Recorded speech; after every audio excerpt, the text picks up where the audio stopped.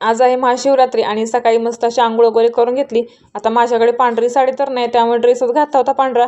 आता मी शक्यतो काही ओढणी घेत नाही, त्यामुळे मला समजत नव्हती एका साईडला घ्यायची का दोन्ही साईडला. आता तुम्हीच मला कमेंट करून सांगा. आणि सकाळी ना उठलं की माझं ओठ काय माहिती एवढं तडकतात ना, थंडीमुळे असं होतंय की अजून कशामुळे मला काही समजेना झाले. मग काय लिप बाम ओठाला लावून घेतला. आता जरी म्हटलं ना मेकअप कंप्लीट झाला तरी नाही होऊ शकत, कारण ना टिकलीशिवाय आपला मेकअप ना पूर्णच होऊ शकत नाही. आणि खरंच टिकली लावली ना की एवढा भारी लुक देतं ना, मस्त असं ना आरशामध्ये बघून असे पोज वगैरे देत होते. आता हसताना माझ्या गालाला एवढा मोठा खड्डा पडतो, त्याचं कारण तुम्हाला सांगते मी.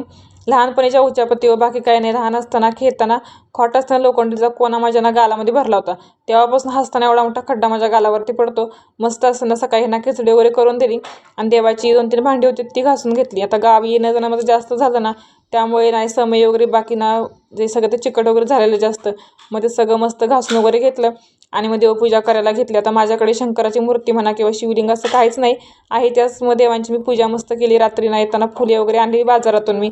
आता ह्यांना खिचडी केली, त्यातलीच 2 बटाटे मी ठेवले होते, कारण माझा काही उपवास नव्हता, त्यामुळे मग त्याची भाजी ना मला करून घेतली. आणि दुपारी मस्त असताना मग मी जेवण करून घेतलं.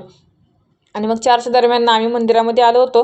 आता मंदिरामध्ये बऱ्यापैकी म्हणजे एवढी पण गर्दी नव्हती, कारण सकाळी त्या शेजारच्या आहेत ना त्या गेल्या होत्या, तर त्या मला बोल्या मंदिरामध्ये जास्त गर्दी आहे, सकाळी काय तुम्ही संध्याकाळीच जावा. मग मी या 4च्या दरम्यान आले होते.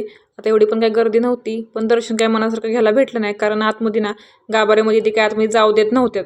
आता साईडला जे बाहेर होत्यात ना शिवलिंग, तिथंच मग दर्शन वगैरे घेतलं, पण ते पण काही नीट असं घ्यायला भेटलं नाही, कारण बायकांची जास्त इथं गर्दीच झाली होती.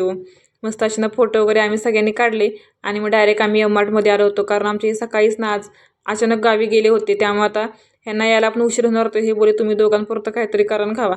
आता हे दोघांपुरतं म्हटलं की मग आमचं काहीतरी असतं 2 मिनिटात करायचं आणि खायचं, तेच आम्ही काहीतरी करतो. मग येताना एम-आर्टमधून ना मी पास्ता आणला होता, मग तोच आम्ही करायला घेतला होता. आता हे घरी नसलं की आमचं असंच काहीतरी असतं, काहीतरी लगेच होणारं खायचं आणि झोपून जायचं.